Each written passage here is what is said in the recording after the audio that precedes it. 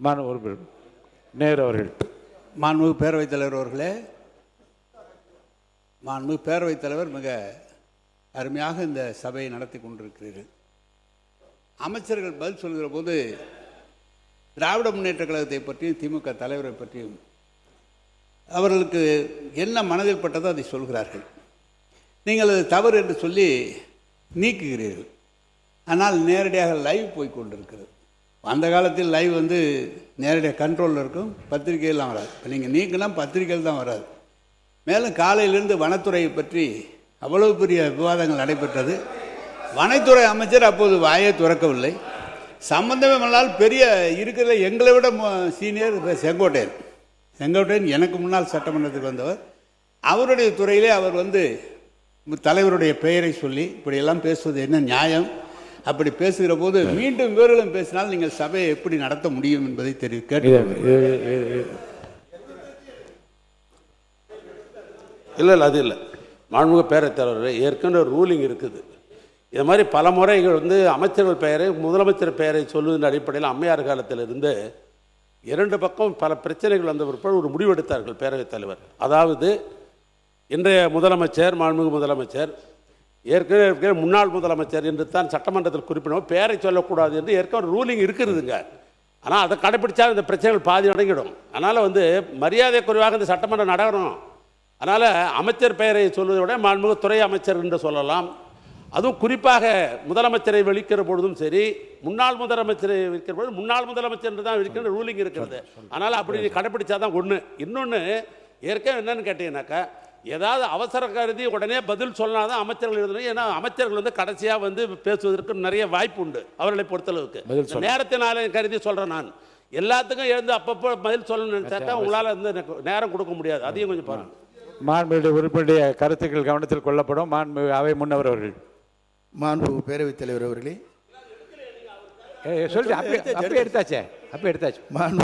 மாண்பு பேரவைத் தலைவர் அவர்களே, மாண்பு முன்னாள் அமைச்சர் அவர்கள் இங்கே உரையாற்றுகிற போது சொன்னார்கள் 10,000 கிடைக்கும், 4,000 கிடைக்கும் என்றெல்லாம் சொல்லி எப்போது கிடைக்கும் என்று நாங்கள் ஆசைப்பட்டு ஓட்டு போட்டோம் என்று சொன்னார்கள்.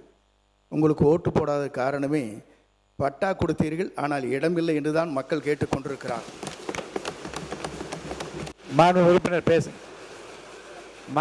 பேசுங்க. குறுக்கீடு இல்லை. மாண்பு உறுப்பினர்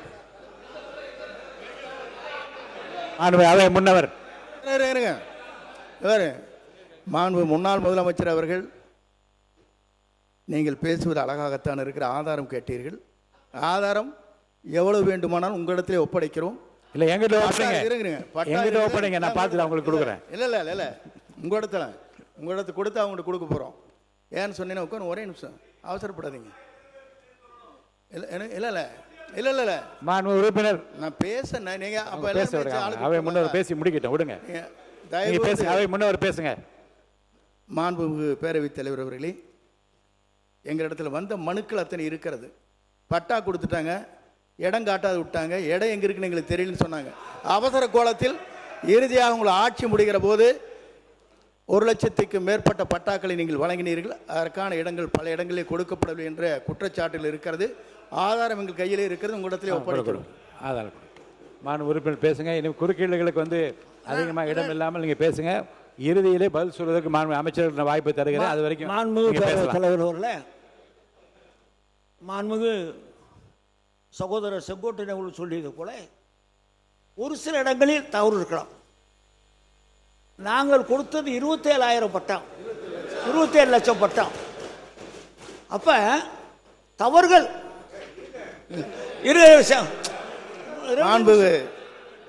மாண்புமிகு முன்னாள் அமைச்சர் அவர்கள் ஒத்துக்கொண்டார்கள், அதற்கு நன்றி. இல்லை நான் பேசுறேன். பேசுங்க. நீங்களும் பட்டா கொடுக்க போகிறீர்கள், நீங்கள் பட்டா கொடுக்க போகிறீர்கள் என்று சொல்லியிருக்கிறீர்கள். என்ன நடக்குது என்பதை நீங்களும் இத்தனை வருஷ காலம் சட்டமன்ற உறுப்பினராக இருந்திருக்கிறீர்கள். என்ன நடக்கும் என்று உங்களுக்கு தெரியும். நாம் நிகழ்ச்சிக்கு போகிற நேரத்தில் பட்டா வழங்குவார்கள். அந்த பட்டாவை நம்மளுடைய சர்வேயில் போய் அளந்து ஒதுக்கீடு பண்ணி கொடுக்க வேண்டும். அந்த பணிகளை எங்களுடைய அரசாங்கம் ஒழுங்காக செய்திருக்கிறோம், மன நிறைவாக நாங்கள் செய்திருக்கிறோம். அதில் ஏதாவது இருந்தால் நீங்கள் பாருங்கள். இன்னொன்று, நம்முடைய தம்பி அவர்கள் எங்களுடைய தலைவரை பெயர் சொல்லி அழைத்தார்கள். சரி, இல்லை இல்லை இல்லை, அது நீக்கப்பட்டது. நேற்றைய தினம் நம்முடைய முதலமைச்சர் அவர்கள் சென்னையிலே கோட்டையிலே கொடியேற்றினார்கள். அந்த கொடியேற்றுகிற அந்த வாய்ப்பை வாங்கி கொடுத்த புண்ணியமான கலைஞர்றான். அதற்கு ஒரு நன்றி வேண்டாமா? நேற்று கோட்டையிலே கொடியேற்றிய நம்முடைய முதலமைச்சர் இங்கே உட்கார்ந்துருக்கார்கள். நீங்கள் எல்லாம் முன்னால் உட்கார்ந்துருக்கீங்க, நாங்கள் டிவியில் பார்த்தோம். நீங்கள் அந்த ஒரு நிமிஷம் சந்தோஷத்துக்காகவாவது கலைஞரை பாராட்ட வேண்டும். கலைஞர் இல்லை என்று சொன்னால் இந்தியாவில் எந்த முதலமைச்சரும் சுதந்திர தினத்திற்கும் கொடியேற்றிருக்க முடியாது. இன்னும் சொல்ல வேண்டும் என்று சொன்னால் வனத்துறை அமைச்சர் உட்காருங்க.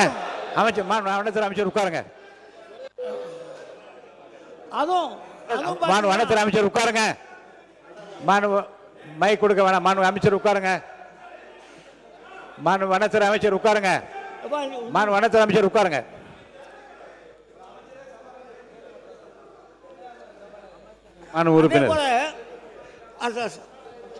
அதே போல மாண்புமிகு பேரவைத் தலைவரோட இந்த புயல் வெள்ளம் வருகிற நேரத்தில் எங்களது முதலமைச்சருக்கு இணையாக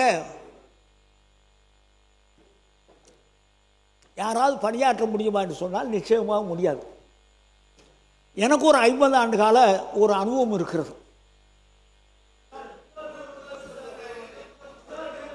உறுப்பினர் உட்காருங்க. குறுக்க பேசாதீங்க. உறுப்பினர் ஐயா, நீங்க குறுக்க பேச அனுமதி இல்லை. உட்காருங்க.